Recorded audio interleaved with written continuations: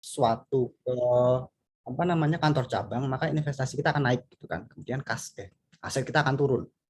Terus kebalikan di kantor cabang ketika dia mengirimkan menerima sesuatu dari kantor pusat kan berarti ekuitas dia yang naik. Kemudian aset dia juga naik gitu kan. Nah, yang menjadi permasalahan adalah begini, ketika kita itu mengirimkan inventory ke kantor cabang, itu apakah pengiriman tersebut sudah merupakan penjualan atau bukan? Itu pertanyaan dasarnya. Nah, kalian setuju itu penjualan atau bukan? Bukan, Pak. Bukan kan? Jadi sama seperti dengan transaksi intercompany di apa namanya konsolidasian kemarin. Bahwa kalau dia itu cuman pindah ruangan yang mana itu dari parent ke subsidiary, maka itu bukan penjualan.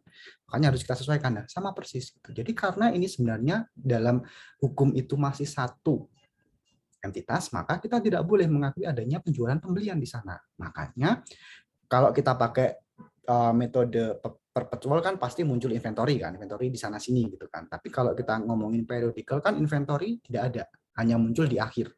Di tengah-tengah itu kan munculnya adalah purchase kan. Ya kan. Nah, kalau seperti itu berarti yang satu nggak boleh mengakui adanya sales, yang satu nggak boleh mengakui adanya purchase. Terus gimana? Ya udah kita pakai dua akun antara di sana. Akun antaranya apa? Tadi branch sama home office untuk mencerminkan bahwa kalau saya ngasih aset maka investasi saya naik. Terus di branch dia ngomong kalau saya dapat aset dari HO maka ekuitas saya naik. Itu kan udah berarti branch sama HO pasti muncul. Yang jadi masalah adalah gimana kita mengganti purchase sama sales-nya. Karena tidak boleh diakui. Ya udah, kita pakai akun lagi yang namanya shipment to dan shipment from. Jadi pengiriman ke cabang sama pengiriman dari HU. Kalau kantor pusat yang ngirim, maka dia pakai akun namanya shipment to branch-nya. Tapi kalau kantor cabang nerima, ya udah shipment from HU. Gitu ya. Jadi nanti jurnalnya adalah seperti ini. Berbeda dengan tadi yang di atas tadi. Jadi jangan nulis di sini itu adalah sales, jangan nulis di sini adalah purchase. Jadi harus pakai ini. Ini nanti akan diselesaikan di akhir periode. Itu ya. Kemudian, gimana kalau muncul biaya kirim? Jadi kalau kalian ingat, komponen penyusun cost of inventory itu kan 3. Ya kan? Cost of inventory itu adalah nilai dari inventory kita. Ini ada di intermediate harusnya. Ada 3. Ya kan? Kalau kalian beli inventory yang boleh kalian akui sebagai nilai dari inventory cuma 3. Apa? 1, cost-nya. Ya kan? Termasuk di dalamnya adalah nanti ada insurance. Ya kan? Itu diasuransiin enggak ketika dikirimkan. Yang ketiga adalah freight cost-nya berapa. Yang jadi masalah adalah ketika kita ngirim, kalau di sini itu anggapannya adalah tidak terjadi biaya pengirimannya. Ya udah, tulis aja langsung. Itu berapa yang dikirimkan. Oh, 120 kita tulis shipment to, shipment from. Kemudian branch-nya home office, selesai. Tapi kalau ada yang ngirim gimana? Kalau ada pengiriman, itu kan gini kan modelnya, Kak. Jurnal aslinya kan ini. Kita mengakui adanya biaya pengiriman. Freight in sama cash. Yang bayar siapa? Biasanya ngirim, biasanya. Ya kan? Jadi cash yang berkurang, cashnya siapa? Cashnya HU. Maka yang kita kredit adalah punyanya HU. Oke? Nah, freight in-nya itu nempel ke barangnya. Barangnya dikirim kemana? Ke cabang. Oh, berarti nilai dari inventory di cabang itu bukan 120 lagi. Kenapa? Karena harus kita tambahin freight in-nya di sana. Berapa? 10. Ya udah, berarti ini kita pecah. Cash-nya ada di HO, freight in-nya lari ke branch. Selesai. Shipment-nya ini sesuai dengan nilai inventory yang ada di bukunya HO. Jadi kan nilainya adalah 120. Barangnya ini kan 120 kan nilainya kan. Dikirim ke cabang. Ya udah 120, 120. Freight in-nya berapa? Oh 10. Dibayar 10. Udah selesai. Tinggal kita tutup sisanya ke branch sama HO.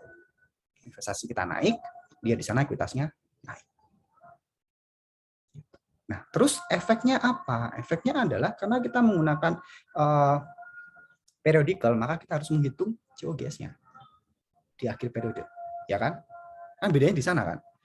Periodik sama perpetual. Perpetual itu kita begitu jual langsung tahu COGS-nya sekian. Tapi kalau periodik kan enggak, kita hitung. Hitungnya gimana? Nah, hitungnya jadi lebih rempong. Kenapa? Karena ingat. Bentar ya. Rumusnya COGS itu apa? Beginning tambah purchase dikurangi ending sama dengan COGS, ya kan?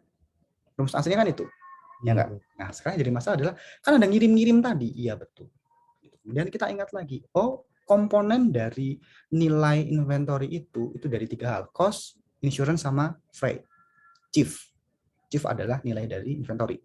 Udah, kita hitung. Jadi kalian hati-hati melihat bagian ini. Ini saya, nah gini ya. Jadi yang di atas sini, itu adalah semua transaksi yang berkaitan dengan pihak luar. Oke, jadi kalau semisal saya adalah HO-nya, terus kantor cabangnya adalah Cynthia, terus Aun adalah pihak ketiga, yang dia adalah suppliernya Cynthia dan saya. Jadi kalau saya beli ke Aun, ya pasti nanti masuknya adalah di sini, bagian sini. Oke, cost-nya berapa, purchase-nya berapa gitu kan. Terus dia nge-charge freight nggak? Oke, charge di sini saya tambahin. Jadi saya yang mengakui, gitu ya. Saya yang bayar nanti akhirnya gitu. Tadi di depan kan saya bilang bahwa untuk pembelian inventory itu terkadang tidak strict. Cynthia harus menerima dari saya, gitu kan. Jadi Cynthia boleh beli di tempatnya Aun. Karena kan saya ngomong bahwa Cynthia kamu boleh beli kok di luar tapi sesuai dengan listnya ya. Ternyata di list cuma ada satu. Siapa? Tempatnya Aun. Jadi Cynthia boleh beli di tempatnya Aun. Gimana? Nah, semua yang dia beli di tempatnya Aun itu nanti akan larinya ke sini. Jadi yang di atas sini itu adalah yang berhubungan dengan pihak luar. Yang kedua adalah ketika terjadi transaksi antara pusat dengan cabang, atau nanti di belakang ada special case gitu ya, itu nanti larinya di sini. Jadi barang yang saya kirimkan ke Cynthia itu akan mengurangi perhitungan COGS saya. Kenapa? Karena kan inventory itu udah nggak ada di saya. Ya nggak? Jadi kan di akhir periode yang saya kirimkan ke Cynthia itu kan ada di gudangnya Cynthia, bukan di gudang saya. Benar kan? Maka karena itu tidak boleh saya tanggung.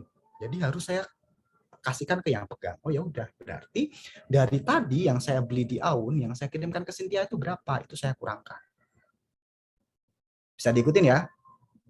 Baru nanti saya bilang, oh ending inventory saya sekian. Oh berarti COGS-nya adalah sekian. Terus di tempat Cynthia, karena dia nerima, ya dia tambahkan di situ. Jadi nanti masuk ke perhitungan COGS dia. Yang jadi permasalahan adalah, kok ini muncul lagi? Ada freight in. Bedanya sama yang di atas apa? Freight in di bawah ini adalah freight in yang berhubungan dengan transaksi shipment in. Gitu ya. Jadi kalian jangan sampai lupa untuk menambahkan freight in yang ada di shipment itu ke perhitungan COGS kalian. Ya, jadi untuk transaksi yang ada dua ini, maka freight in nanti akan ada dua. Satu yang dari pihak ketiga, dua dari yang tadi shipment antara pusat dengan cabang. Yang kalian perhitungkan untuk menghitung COGS-nya. Sampai di sini ada yang mau ditanyakan dulu? Nggak ada. Bisa diikutin ya, masih gampang ya untuk hitung ini ya. Kemudian penjualannya gimana? Salah. Penjualannya di sini ya. Jadi kita lihat dulu ke bebannya dulu. Jadi tadi setelah transfer untuk inventory, nah sekarang gimana kalau beban-beban operasional itu ada pembayaran? Biasanya yang boleh membayar beban itu adalah cabang boleh. Atau cabang boleh membayar sampai dengan batas sekian, nanti sisanya kantor pusat. Itu juga boleh. Atau cabang nggak boleh bayar, semua kantor pusat. Boleh. Nah, untuk yang kondisi yang bayar adalah beban operasional, yang membayar beban operasional adalah cabang, maka nggak ada masalah. Kenapa? Karena hak dan kewajibannya kan melekat di kantor cabang. Ya nggak? Berarti karena kayak gitu ya, saya tulis biasa seperti jurnal biasa. Ya kalian bayarnya expense-nya apa aja. Baru nanti cash. yang dikreditkan. Itu ya. Jadi ini nggak ada hubungannya sama tadi yang kita pelajari di agen. Agen kan nggak boleh kan? Kalau ini nggak, kan kamu boleh menjurnal. Gitu. Nah, sekarang yang masalah adalah yang boleh kamu jurnal yang beban mana. Nah, di apa namanya bagian ini itu adalah premisnya semua beban operasional boleh dibayarkan sama apa cabang. Oh berarti kalau dia bayar beban-beban yang seperti ini, beban gaji, beban sewa, beban lain-lain, nah itu kita catatnya ya sesuai dengan nama akunnya yang ada di perusahaan. Itu ya, salary expense, kemudian rent expense, kemudian miscellaneous expense pada cash. Itu ya, ada masalah. Yang menjadi masalah adalah gimana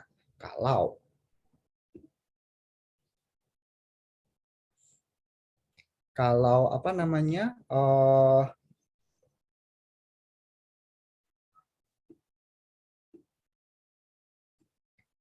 pembayarannya itu dilakukan oleh kantor pusat. Jadi kalau kita bayar beban yang punyanya cabang, tapi yang bayar adalah kantor pusat, gimana? Hati-hati. Jadi saya selalu ngasih apa namanya ini ya, jurnal awalnya seperti apa ya, biar kalian bisa ngikutin alur pikir saya gitu. Karena kan saya berkaca dari kemarin saya ngawang terus, takut kalian nggak nggak bisa ngikutin awang-awangan saya gitu. Jadi aslinya kan jurnal kayak gini kan, kalau untuk transaksi yang sebenarnya, ya kan. Kalau saya mau bayar insurance expense itu kan, insurance itu pasti selalu dia ada prepaid-nya. Kenapa? Karena premi itu dibayar di muka. Jadi nggak ada kok kamu tiap bulan itu bayar tagihan asuransi, nggak ada. Pasti di depan awal tahun. Gitu. Entah itu 3 bulanan, entah itu setahun gitu ya. Entah itu misal kamu kontrak 5 tahun semuanya langsung kamu bayar, itu bisa juga gitu. Tapi biasanya adalah pun kamu bayar bulanan itu adalah untuk tagihan bulan depan, bukan untuk bulan yang sudah berjalan. Gitu ya. Jadi pasti akan muncul prepaid insurance. Gitu. Jadi apa yang kita lakukan adalah kita mengakui bagian dari aset yang kita akui, yang kita miliki sebagai beban. Gitu ya. Jadi jurnal aslinya adalah seperti ini, insurance expense pada prepaid insurance. Nah, kalau pajak gimana? Ya udah, pajaknya udah dibayar belum? Oh, ternyata belum. Ya udah, berarti itu adalah taxes expense pada taxes payable. Gitu. Kemudian yang satu lagi adalah advertising expense. Gitu. Nah, ini saya ganti ya, karena saya lihat kok dua-duanya expense kiri kanan, harusnya jadi 0 gitu kan. Jadi yang kredit saya ganti jadi advertising expense payable. Gitu ya. Saya belum nanya ke Bu Iin atau Bu Dia masalah yang ini. Apakah mungkin ada kesalahan ketik atau gimana gitu ya. Gitu. Nah, sekarang kita lihat yang bayar itu kan HO, betul kan? HO. Expense-nya terjadi di cabang, berarti kita pecah ini semuanya jadi 2. Expense-nya terjadinya di cabang, maka expense itu akan dicatat oleh cabang. Oke, berarti yang di debit ini itu kan menunjukkan nanti terjadinya di mana. Ya udah kita tulis di cabang semuanya. Oh, berarti insurance expense di cabang, taxes expense di cabang, advertising expense di cabang. Yang keluar duit siapa? HO. Ya udah, yang dikredit ini yang nulis semuanya adalah HO. Itu ya. Jadi kreditnya yang nyatet HO. Berarti awalnya dari yang ini, itu jurnalnya adalah gini jadinya.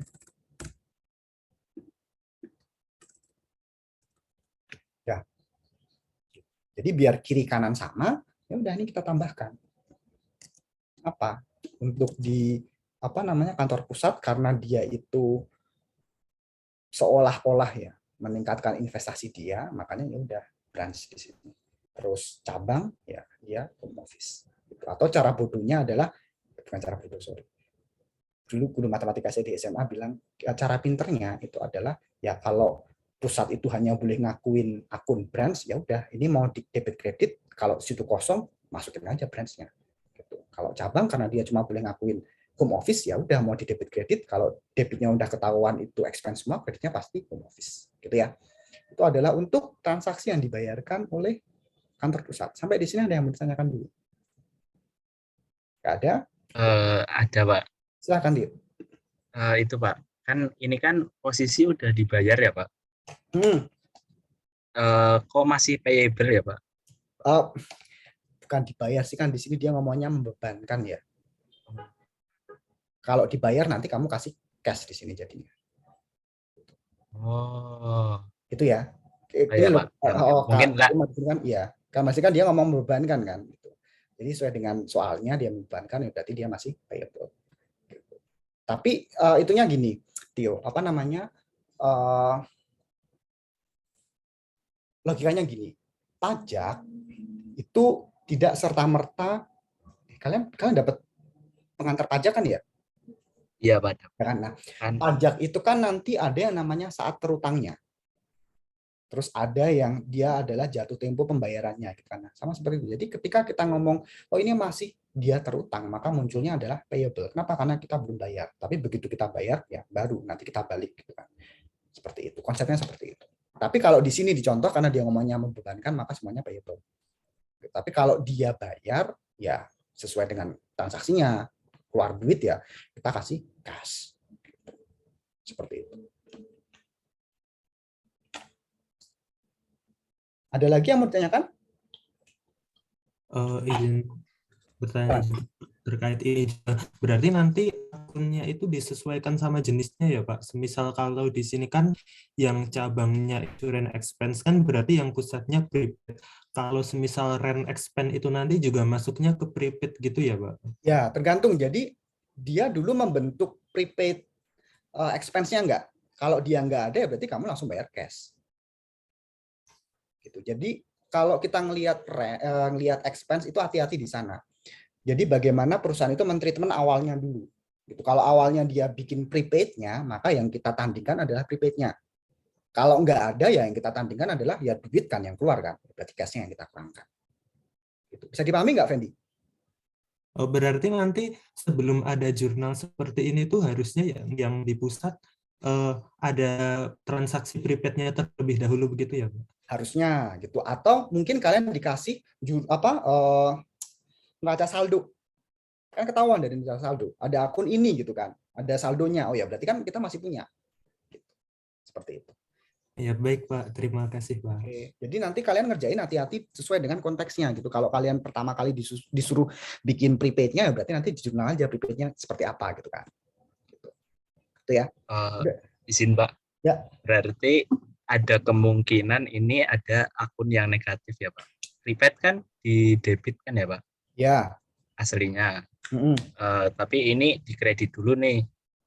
Baru nanti kalau udah dibayar baru di debit. Berarti nanti di laporan keuangan ada kemungkinan akun yang negatif kalau misalnya belum dibayar.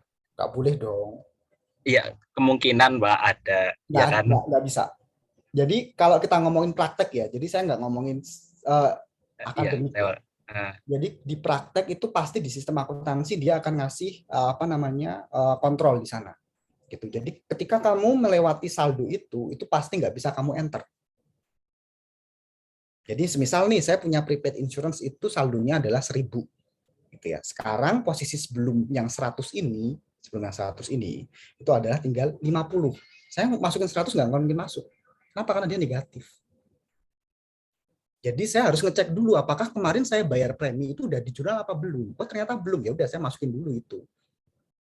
Baru nanti saya bisa ngakuin yang biaya ini. Itu praktek aslinya gitu. Tapi kalau kita ngomongin dalam awang-awang di akademis yang mana semuanya bisa gitu ya, nggak ada yang seperti itu mungkin terjadi gitu. Tapi kalau kita ngomongin di ujian, kecuali kalian dulu seperti zaman saya gitu ya. Zaman saya dulu kan dosen akuntansi intermediate saya zaman D3 itu dia gitu. Dia dulu menyiksa kami dengan ngasih soal itu negatif untuk leasing. Jadi 6 kelas keluar dari ruang ujian itu kami pucat semua karena satu soal itu nggak bisa dikerjain karena dia nilainya negatif. Nah, ternyata setelah ujian baru ketahuan emang itu dibikin kayak gitu. Biar kalian tahu nggak gitu, ada salah nggak di situ gitu ya. Jadi di luar konteks itu ya. Kalau yang sebenarnya nggak mungkin. Tapi kalau misal di ujian kita pengen bikin kalian pusing dan kawan-kawan bisa seperti itu. Negatif bisa keluar. Gitu. Tapi kalau praktek nggak mungkin. Oh iya Pak. Itu dia. Berarti ini ceritanya itu ya Pak, udah prabayar. Tak kira ini pasca bayar loh Pak. Kejadian maksudnya. Kalau pasca bayar beda lagi kan insurance itu nggak mungkin pasca, nggak mungkin. Kenapa? Karena duitnya harus dia invest dulu. Gitu. Jadi kalau semisal ini rent bisa Jadi nggak usah lewat prepaid. Jadi langsung cash. Atau listrik. Listrik itu kan bisa pasca, bisa pra kan? Iya. Ya enggak, kita nginput gitu kan. Pra pun sebenarnya dia bisa dianggap langsung sebagai expense saat itu atau bisa dianggap aset, gitu, tergantung treatmentnya gitu kan di awal gitu. Nah itu bisa nggak masalah kalau yang kayak gitu. Jadi kalau pasca ya udah langsung aja di sini cash, kita nggak usah lewat prepaid-nya. Gitu. Jadi munculnya prepaid ini kalian ingat-ingat lagi di zaman PA1 gitu. Jadi itu muncul jika dan hanya jika kalau perusahaan itu menganggap bahwa beban-beban yang dibayarkan di muka di awal tahun untuk 1 tahun itu sebagai aset. Kalau kamu sudah nyatat sebagai expense ya udah nggak bakalan ada prepaidan lagi kayak gini. Ini muncul nanti di tanggal 31 Desember ketika akan bikin jurnal penyesuaian. Gitu. Pasti udah lupa kan yang itu kan. Itu ya di sana. Gitu. Jadi kalian sambil baca-baca lagi lah di PA-nya. Ya tapi kalau di sini diasumsikan adalah dia ada prepaid-nya. Gitu. Tapi kalau di soal seharusnya itu nanti dikasih tahu informasinya. Gitu, bahwa itu ada akun yang masih ada isinya saldonya prepaid-nya untuk expense yang itu. Nah, ini Pak. Gimana? Kalau misal awal-awal tuh Pak, prabayar insuran, kan harusnya kan home office tuh branch pada cash kan. Terus kantor cabang adalah prepaid pada home office. Iya kan Pak? Nah, prepaid-nya itu di kantor cabang. Tunggu dulu, untuk akuisisi aset itu beda-beda, tergantung dari kebijakan yang dikasihkan sama kantor pusat. Gitu. Jadi gini, jadi misal Theo, sebenarnya dibahas di belakang sih Theo, cuman kamu lompat-lompat aja. Jadi saya bisa ngomong gini, Theo misal cabang saya gitu, saya bisa ngomong, kamu boleh mengakui aset. Gitu. Berarti nanti nyatetnya beda. Kamu boleh beli aset tapi nggak boleh mengakui, gitu. Caranya beda lagi. Kamu boleh beli, nggak boleh mengakui, beda lagi. Kamu nggak boleh mengakui sama sekali, nggak boleh beli juga, itu beda lagi.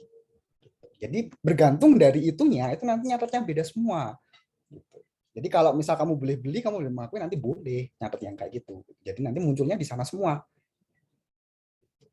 Kalau kayak gitu ya nggak mungkin saya nyuruh, lah kan asetnya di tempatmu lah, ngapain saya yang bayar? Nggak masuk akal kan? Ya nggak. Jadi misal nih, saya bilang sama Tio, kamu boleh mengakui aset, kamu boleh beli aset itu.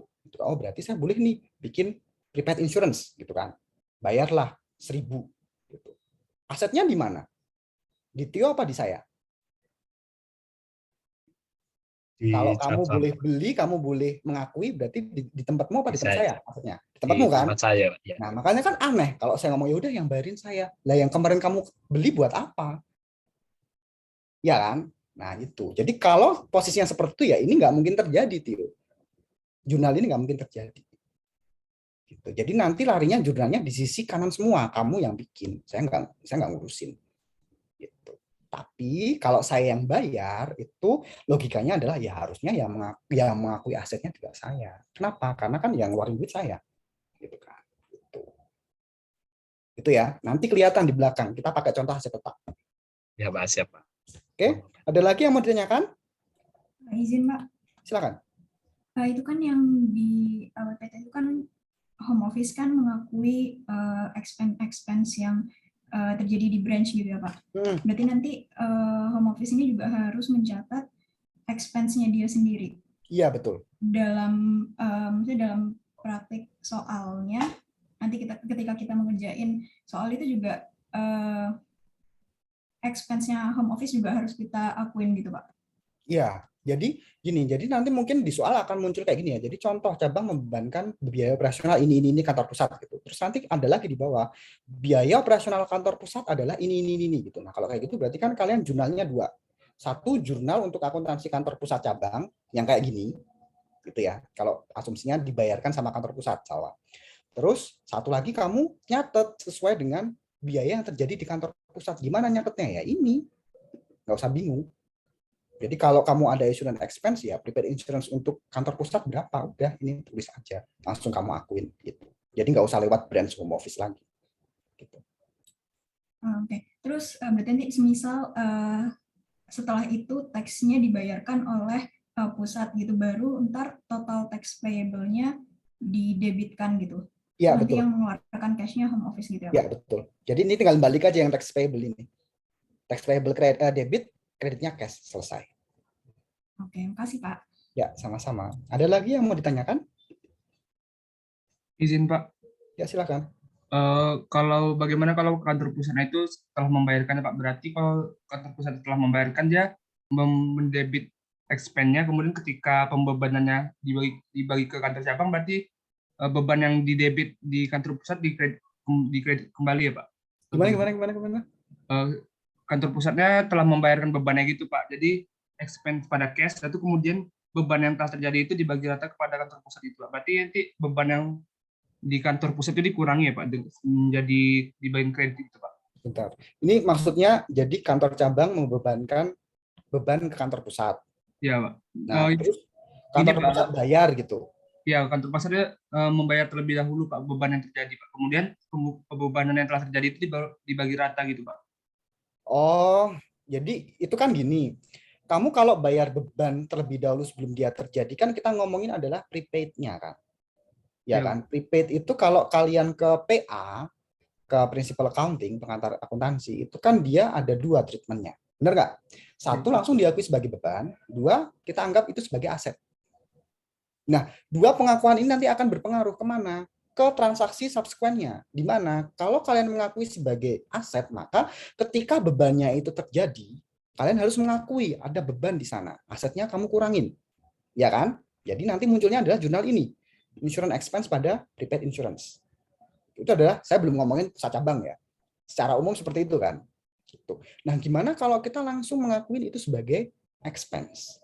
Nah, ketika kita mengakui semuanya langsung sebagai expense, maka dia akan dicatat sebagai expense sampai dengan nanti tanggal 31 Desember atau akhir periodenya. Baru di sana kita sesuaikan berapa sih yang benar-benar terjadi sebagai expense.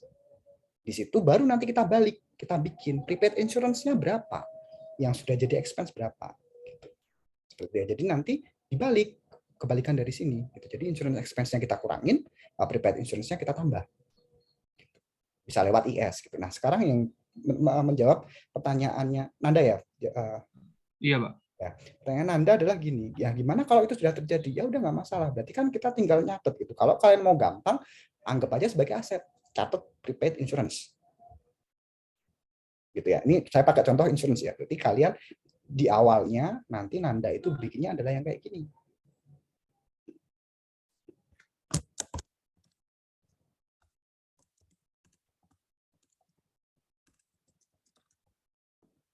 Selesai. Ini yang bikin siapa? HO.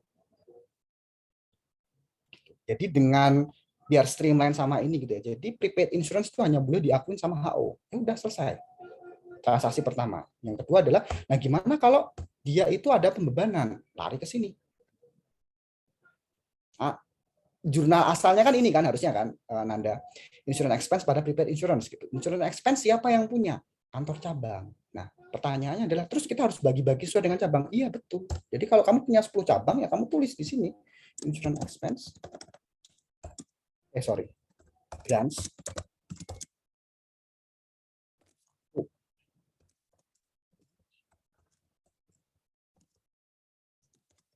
Dan seterusnya sampai branch 10.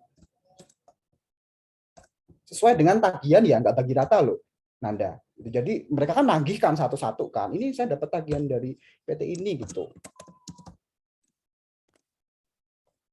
Nanti di sini.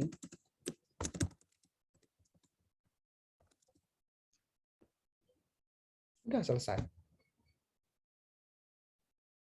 Menjawab nggak? Terjawab Pak. Gitu. Terima kasih banyak Pak. Nah, kalau kamu awalnya kamu catat sebagai apa namanya? Sebagai expense, nah itu yang nggak pusing pala berbi. Bukan pusing pala berbi kita ngerjainnya gimana, tapi kalian nanti memahami apa soalnya, jadi terus ini saya apain ya gitu. Jadi kan kalau awal kan gini kan, insurance expense. Ya kan? Insurance expense. Oke. Nah, ketika ditagih kita gimana? Kan ini udah diakui sebagai expense kita. Kan nggak mungkin dibagi satu-satu. Ya udah, mau nggak mau biaya ini adalah biaya HO. Jadi ini nggak ada. Gitu. Atau kalaupun Nanda mau mecah ini ke sana, ya udah ini kita pecah sesuai dengan tagihan, di sini masuk apa? Kan kita nggak punya prepaid. Nggak punya prepaid insurance atau insurance expense. Yang menjadi masalah adalah nanti logika kalian pasti bingung. Kenapa? Karena di sini nanti ada insurance expense juga. Ini kan insurance expense pada HU. Loh, kok kiri kanan insurance expense? Pusing di sana. Makanya di sini kita pakai asumsi bahwa ini kita membentuk aset di awal. Itu ya. Menyimpang dari apa yang kita bahas. Jadi saya bahas strictly sesuai dengan yang kita pelajari di contoh aja, biar kalian nggak pusing. Sampai di sini ada lagi yang mau ditanyakan? Nggak ada? Nah, tadi dia nerima shipment. Nerima shipment dari kantor pusat, terus barangnya dijual.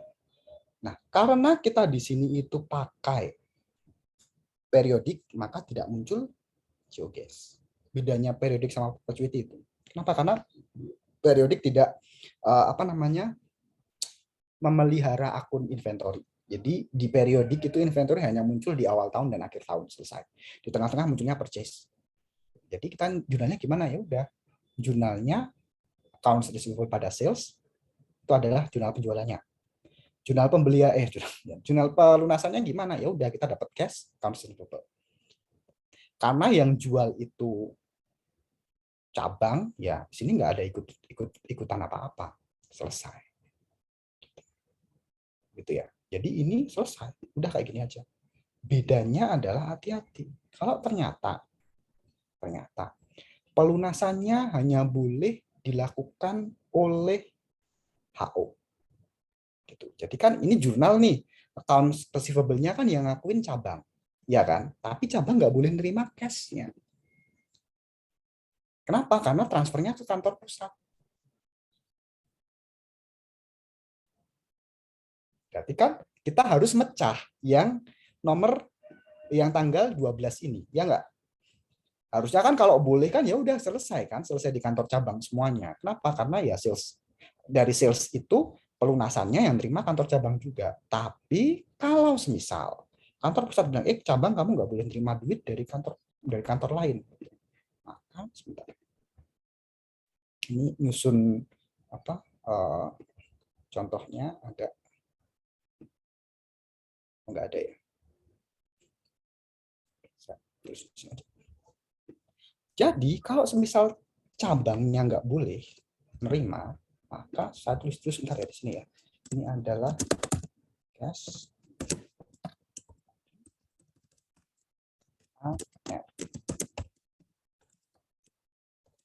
jurnal aslinya kan gini kan?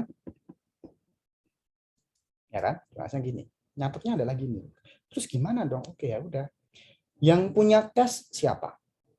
Kantor pusat apa kantor cabang? Kalau kantor cabang nggak boleh nerima pembayaran. Yang nerima duit dari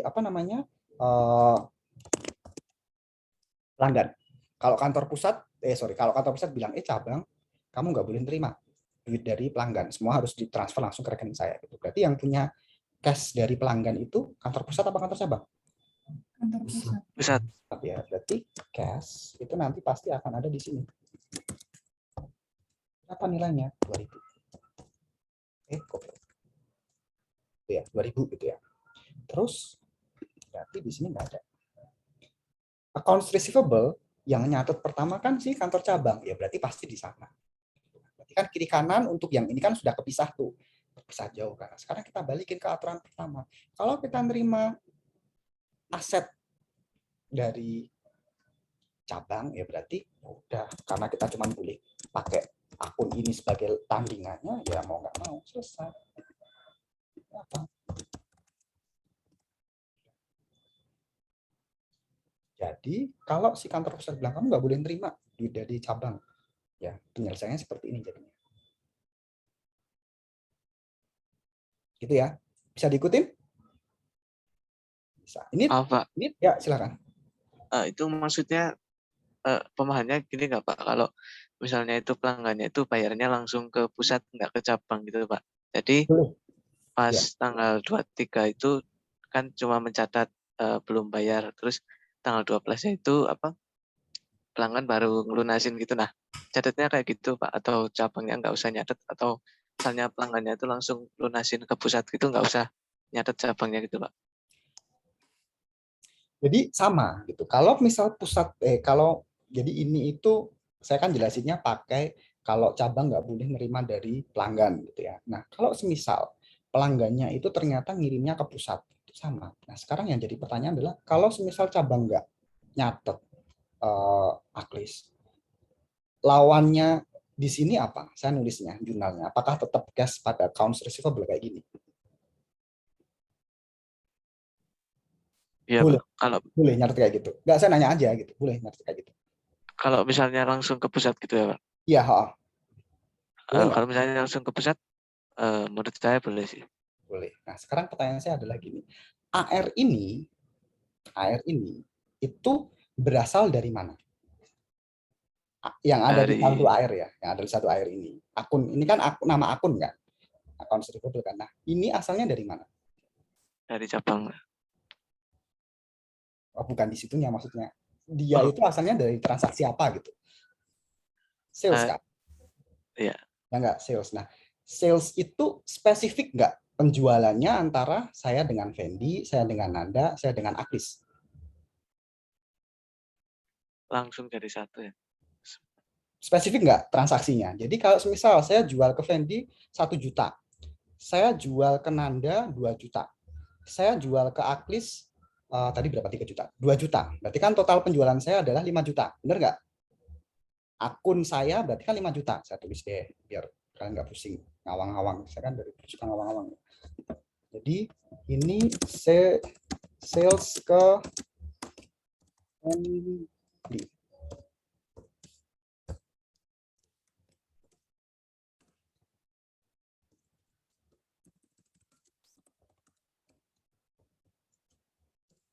Terus sales ke Nanda.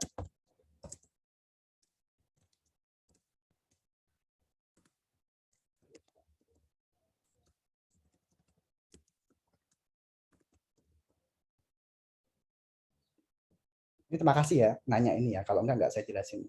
Bagus soalnya.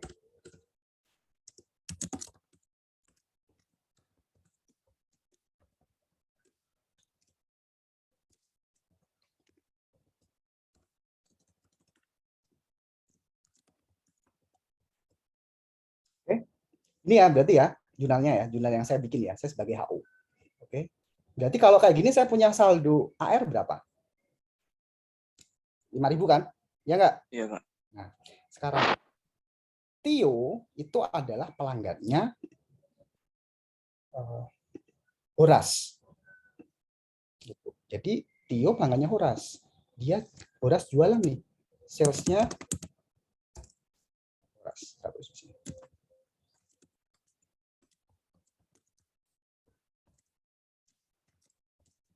Taruhlah dia jual 1.500.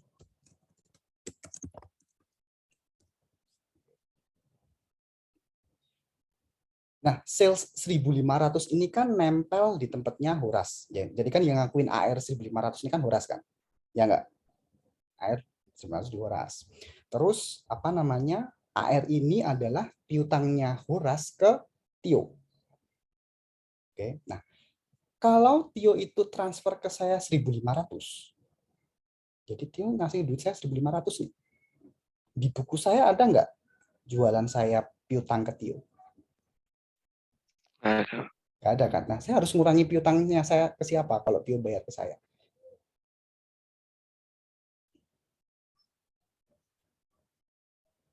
Cabang. Piutangnya Nanda gitu. Jadi punyanya Nanda 1.500. Lah punya Tio masih tetap dong 1.500. Ngamuk dia sama saya. Lah kan yang bayar saya, kok yang dikurangi punya Nanda? Iya kan? Gitu. Nah, itulah kenapa AR meskipun disajikan secara saldo gelonggongan, tapi saya punya buku besar pembantu. Isinya apa? Ini catatan AR-nya per transaksi penjualan saya ke siapa. Gitu. Jadi di sini saya cuma punya 3 pelanggan. Siapa? Fendi, Nanda, sama kamu, Akris. Tio catatannya di mana? Di tempatnya Horas. Kalau dia bayar ke saya nggak boleh dong ngurangin AR yang saya punyai. Meskipun secara gelonggongan ketika ditutup, dua ini saya gabungkan, ya bener gitu. Tapi nggak bisa. Kenapa? Karena nanti catatannya di Horas itu masih ngomong, ini si Tio kok nggak bayar-bayar ya? Ditagih. Ngamuk dia nanti sama saya. Gitu. Makanya pencatatannya tetap kita pecah seperti ini. Kenapa? Karena yang punya AR itu adalah Horas, bukan saya. Jadi saya terima case-nya benar. AR-nya di mana? Oh, di sana. Ya udah dipecah. Seperti itu. Jawab nggak? Menjawab, Pak. Jadi Ya. nggak harus pakai air gitu, harus nggak boleh pakai air ya, Pak. Iya, nggak boleh pakai AR dia. Kenapa? Karena itu punyanya orang lain. Gitu aja. Itu ya. Jadi Jelas, Pak. tergantung dia di pelanggannya siapa. Gitu. Ada lagi yang ditanyakan? Terima kasih, Pak. Ya, sama-sama. Ada? Kalau tidak ada, kita lanjut. Nah, ini adalah gimana kalau tadi yang ditanyakan sama Tio. Yang majunya kebanyakan. Gitu ya. Gitu. Jadi ada kalanya boleh. Jadi pertanyaan Tio tadi, loh kalau saya beli asetnya gimana? Boleh, nggak apa-apa selama HO-nya ngomong kamu boleh beli aset. Kamu boleh mengakui aset. Jadi kalau kamu boleh membeli, kamu boleh mengakui, maka nanti di contoh berikutnya akan muncul. Nah, ini adalah kalau semisal yang beli itu adalah, udah saya ganti ya, jangan-jangan ya. Oh iya, udah saya ganti nih kayaknya.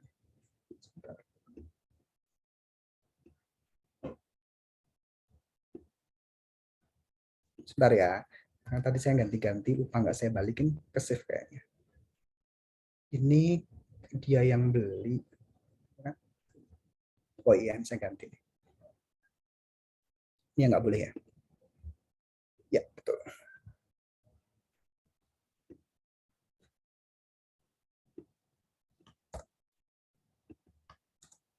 Sorry. Ini gimana kalau aturannya masih saya sebagai kantor pusat yang boleh beli dan hanya saya yang boleh mengakui pembelian aset itu. Jadi tadi Tio sebagai cabang saya nggak boleh beli, nggak boleh ngakuin. Maka di awal adalah yang terjadi seperti ini. Ya yang nyatet equipment sama cash-nya ya saya. Ini pembelian aset tetap ya. Gitu. Jadi masalah adalah kalau saya beli, saya mengakui, apakah serta-merta Tio nggak boleh memakai aset itu? Jadi saya yang punya gedungnya. Gitu. Terus dia kantor cabang saya, apakah dia nggak boleh pakai gedung itu buat kantor dia? Kan enggak kan? Gitu. Pasti kan orang mikir, ya itu yang punya perusahaan gila apa gimana gitu. Masa dia punya gedung kantor cabangnya nggak boleh pakai gitu kan? Nggak mungkin kan? Ya. Pasti saya beli, ya saya yang nyatet, yang pakai Tio. Nggak masalah. Gitu. Karena biar bisa dapat duit dari sana gitu kan. Udah pakai Tio. Untuk aset tetap, jadi untuk aset tetap ya, itu aset itu kan nanti ada tempelannya. Apa? Pengakuan dari bagian yang sudah dipakai. Ya kan apa? Depreciation expense-nya dia. Betul kan? Ya enggak? Gitu. Nah, kalau si cabang itu nggak boleh mengakui asetnya, tapi karena dia memakai aset tersebut, maka beban yang terjadi itu menempel ke cabang. Bukan kantor pusat yang mengakuinya. Gitu. Jadi beban depresiasinya itu pasti diakui sama cabangnya. Kenapa? Karena kan kamu yang pakai. Kok saya yang disuruh nanggung bebannya? Gitu.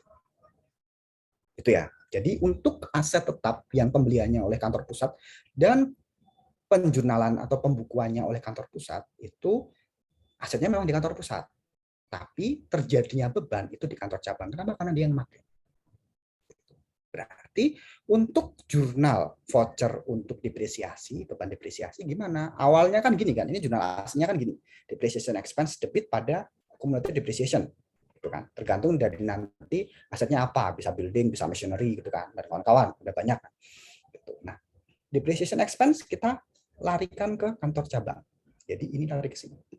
Saya dulu ya.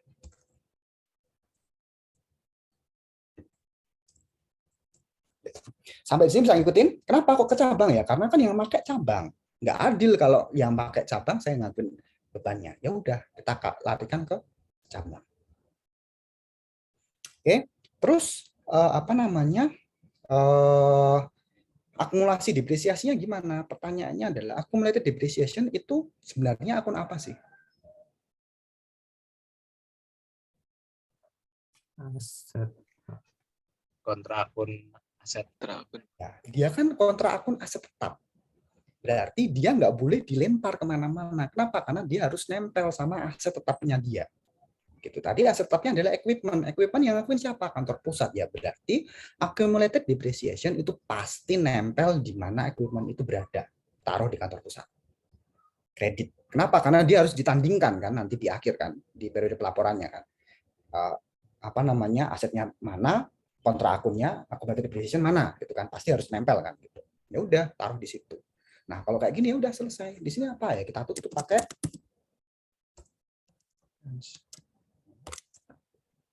di sini kita tutup pakai selesai. Itu kalau penjualan, kalau pembelian semua di kantor pusat. Sekarang gimana kalau pembeliannya ada di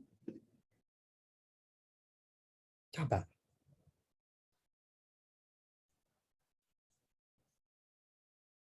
Bukan, sorry. Ini kantor cabang boleh mencatat. Boleh mencatat, boleh mengakui adanya aset tetap. Oke, kalau kantor cabang boleh mengakui adanya aset tetap, maka setelah pembelian itu kan kita transfer. Ya enggak? Jadi kan saya beli. Saya kantor pusat nih, terus udahlah, Tio kamu bolehlah ngakuin itu gedung jadi punyamu aja, kamu tulis di bukumu. Saya bilang gitu kan. Ya udah, berarti kan kalau kayak gitu kan saya harus kasih ke Tio. Haknya gimana gitu kan? Ya udah saya transfer ke sana. Gimana? Kalau saya transfer ke tempatnya Tio berarti investasi saya naik. Ya udah. Langsung saya kreditkan. Equipment saya hilang, saya tulis branch 1.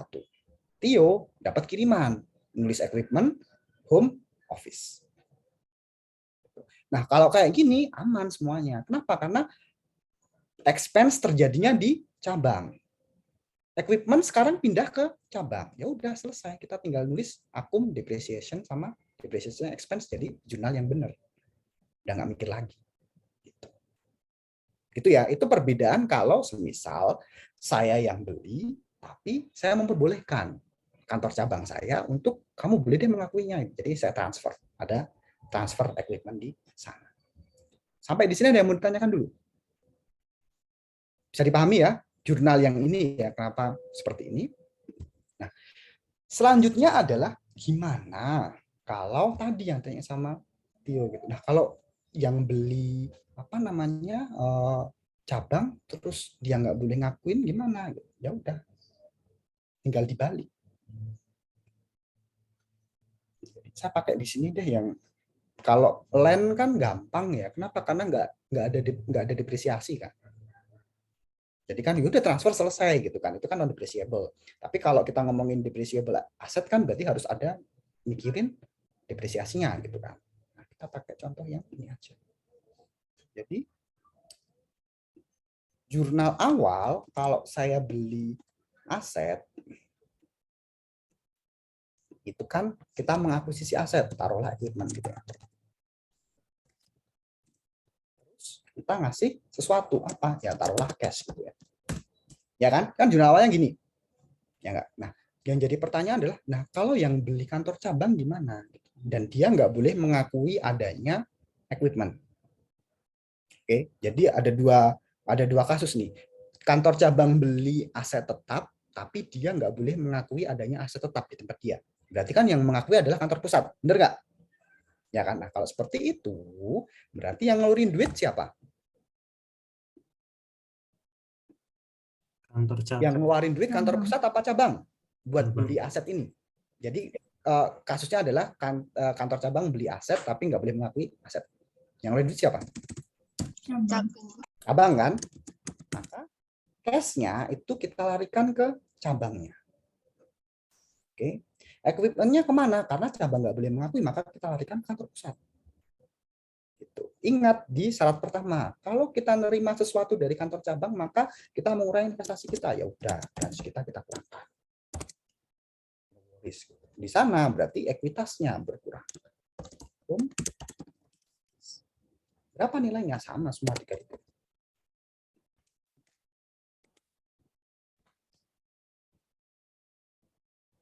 Selesai. Posisi apa namanya? Expense-nya gimana ya, sama. Yang pakai siapa? Oh, saya. Jadi udah dibalikin ke sana gitu kan. Kamu bolehlah pakai itu gitu. Saya bilang gitu kan. Tio, kamu bolehlah pakai apa building itu. Nggak masalah gitu. Ya udah, tinggal dibalikin. Seperti itu. Bagi depreciation expense-nya seperti itu. Gitu ya. Jadi kan tadi sudah yang beli sama yang nyatet cuman kantor pusat. Terus yang beli kantor pusat ditransfer. Ya kan? Terus yang beli ya kan, yang beli yang ini kan ditransfer kan. Nah, kalau yang beli sebentar ada nggak ya di sini? Nah, ini kalau yang beli itu semuanya kantor cabang dan dia boleh mencatat, nah ini paling gampang. Kenapa? Karena di sini jadi hilang semuanya.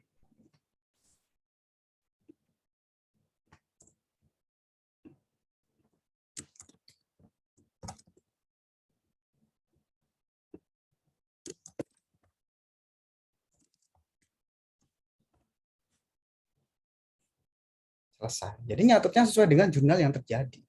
Nggak masalah, nggak ada hubungan antara kantor pusat dengan cabang. Kenapa? Karena saya bilang sama Tio, kamu boleh beli, kamu boleh mengakui. Cash-nya punya siapa? Punya kamu. Kamu boleh mengakui, berarti equivalent-nya punya siapa? Punya kamu. Udah selesai. Jadi kayak transaksi biasa kita belajar di akuntansi yang lain itu. Bisa diikutin? Atau untuk yang bagian ini kalian pusing?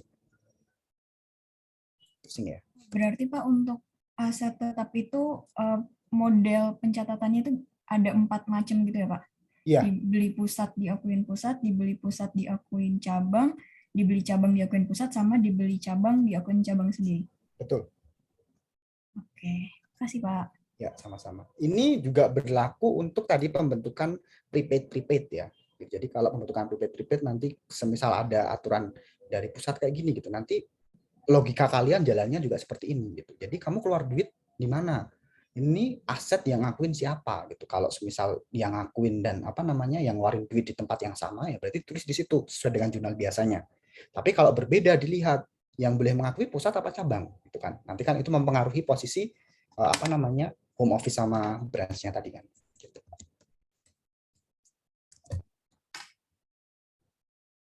Ya, ada yang mau ditanyakan lagi?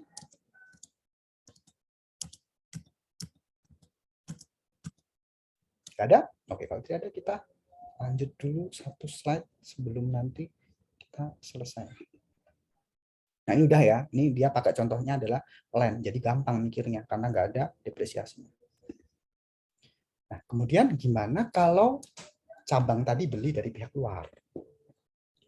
Jadi kalau dia pakai pihak luar ya nggak ada masalah, kita tulis seperti jurnal biasa. Karena ini pakai periodik, maka kita pakai purchase. Purchase sama accounts payable. Gitu ya. Accounts payable.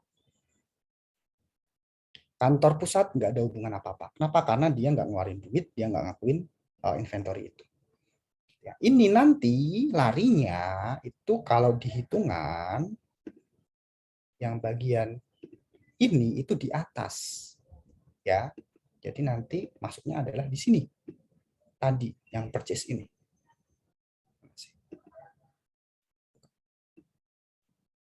Nah, ini larinya yang ke bagian atas. Jadi kalau kalian ngitung-ngitung ini, nah ini purchase masuk ke sini nih. Gitu ya. Oke. Terus ketika akhir periode gimana? Akhir periode ya sama. Kita tutup semua akun nominalnya. Tutup semua nominal, berarti ke income summary. Jadi kantor cabang semua nominalnya kita tutup ke income summary. Income summary tutupnya kemana? Kan dia nggak punya equity. Punyanya apa? Home office. Jadi ya income summary-nya kita tutup ke home office. Set-set. Selesai. Jadi nanti ini posisinya sama kayak kalau kalian nutup laba rugi tadi yang di depan ya, ke return earnings ya. Bedanya adalah ini kita pakai home office. Jadi kalau dia, ini kan untung. Dia untung 300, makanya debitnya income summary, kreditnya home office. Tapi kalau rugi kebalik. Itu ya. Jadi home office di debit, kreditnya income summary 300. Itu ya. Baru nanti di sini ngakuin juga.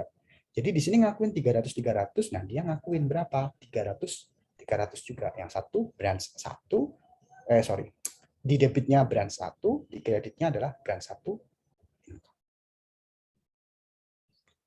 Oke, sampai di sini ada pertanyaan?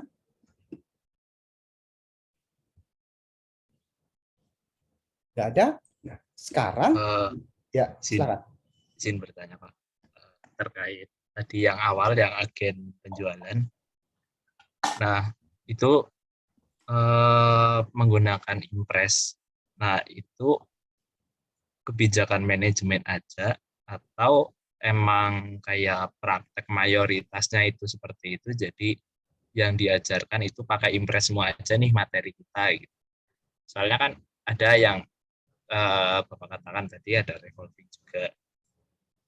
Nah, kayak gitu Pak. Soalnya kalau melihat yang ini, yang cabang itu kan kayak contohnya tadi menggunakan periodik yang persediaan itu kan karena ada alasannya kan Pak. Itu karena nilai inventorinya itu harus tetap jadi break in-nya itu dipisahkan jadi expand gitu. Nah, kalau yang impres itu gimana Pak? Jadi berbeda dengan akuntansi pusat cabang ya. Akuntansi pusat cabang itu kan dia cuma mengatur bagaimana agar transaksi ini bisa dipecah tanpa menghilangkan substansi transaksinya. Gitu. Jadi munculnya akuntansi pusat cabang itu. Jadi kan harusnya saya kalau ada transaksi-transaksi itu kan jurnalnya kan yang saya tulis di luar-luar tadi kan. Kayak ini nih gitu. Ya kan harusnya kan kayak gini. Gitu kan. Tapi karena kompleksitas dari organisasi atau entitas itu, maka kita harus mecah transaksi ini. Ini di sebelah sini, di sebelah sini. Gitu. Tapi ketika saya mau bikin laporan kan nggak boleh kayak gitu kan. Jadi kan harus saya bikin lagi, gitu kan. Biar nggak terjadi misrepresentasi di sana, maka muncullah akuntansi pusat dan cabang. Jadi yang diatur di situnya kalau pusat cabang. Yang lain, semua yang lain yang di dalamnya, yang kita cara mencatatnya, cara menjurnalnya, cara membuka, itu ikut dengan prinsip akuntansi yang berlaku di standar. Termasuk tadi, kita boleh, kalau di sini kan pakai contoh adalah dia periodik ya. Gitu kan. Sebenarnya kan kalau di standar kan kita boleh periodik atau perpetual kan. Terus tadi yang di prepaid, kita kan boleh mengakui itu sebagai aset atau sebagai expense gitu kan, sama seperti itu. Berbeda dengan agen. Agen itu memang diatur bahwa kamu kalau punya agen itu adalah sistemnya kita ngikut seperti yang impres. Jadi nggak ada pilihan di sana. Jadi khusus untuk akuntansi agen ya memang seperti itu perlakuannya. Bukan karena ya ini adalah kesepakatan, tapi memang diaturnya di standarnya itu adalah ya memang seperti itu. Ya Pak, baik Pak. Siapa? Masih Pak. Ya, sama-sama. Jadi kalau kamu di agen nggak boleh milih ya cara mencatatnya ya, nggak boleh. Kalau di sini kan tergantung dari nanti transaksinya applicable sama standar akuntansi yang mana. Nah, itu kan kalau di sana boleh milih yang ini atau ini, nah itu baru bisa. Gitu ya. Tapi kalau untuk menjurnalnya ya ini tadi harus muncul branch sama home office atau shipment to atau shipment from ketika itu terjadi transaksinya seperti itu. Ada lagi yang mau ditanyakan? Nggak ada, kalau nggak ada kita selesaikan sampai di sini dulu aja karena udah jam 12.59. Izin bertanya Pak. Silakan Fendi. Tapi mohon maaf sebelumnya kalau tadi ada revisi atau tidak, soalnya tadi sempat terputus juga Pak. Untuk yang contoh nomor 4 tadi itu untuk pencatatan advertising expense yang pada kantor pusat itu tadi benar begitu atau diganti advertising expense payable ya Pak? Ini ya. Sebentar ya, saya stop alarmnya dulu ya.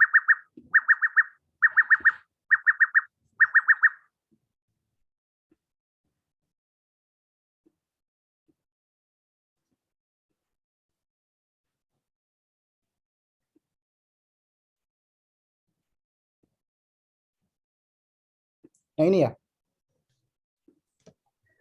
Ini Iya Pak. Sementara saya ganti gini ya. Sementara. Nanti saya tanyakan dulu. Jadi biar nggak kiri kanan ada expense-nya, karena kalau kayak gitu nanti hilang jadinya ketika kita lakukan konsolidasi ya. Ya kan? Kan ini kan kalau saya konsolidasikan ini ngapus ini. Kalau dua-duanya ada expense berarti kan ini dua ini saling offset karena nilainya sama, akunnya sama juga.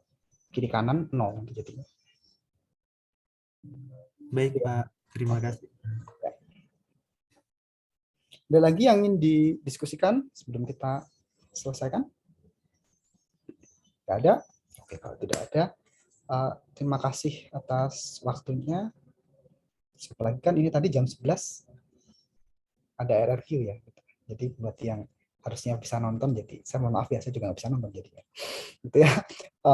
Terima kasih atas waktunya. Selamat berakhir pekan. Sampai jumpa minggu depan lagi. Saya minta tolong buat Mas Aun, nanti minta tolong sampai dengan akhir Juni kita kuliahnya di Sabtu terus ya. Karena saya nggak bisa WFO di hari Rabu. WFH di hari Rabu. Baik, Pak. Ya, makasih. Oke, baik, terima kasih. Sampai jumpa minggu depan. Wassalamualaikum warahmatullahi wabarakatuh. Waalaikumsalam. Waalaikumsalam.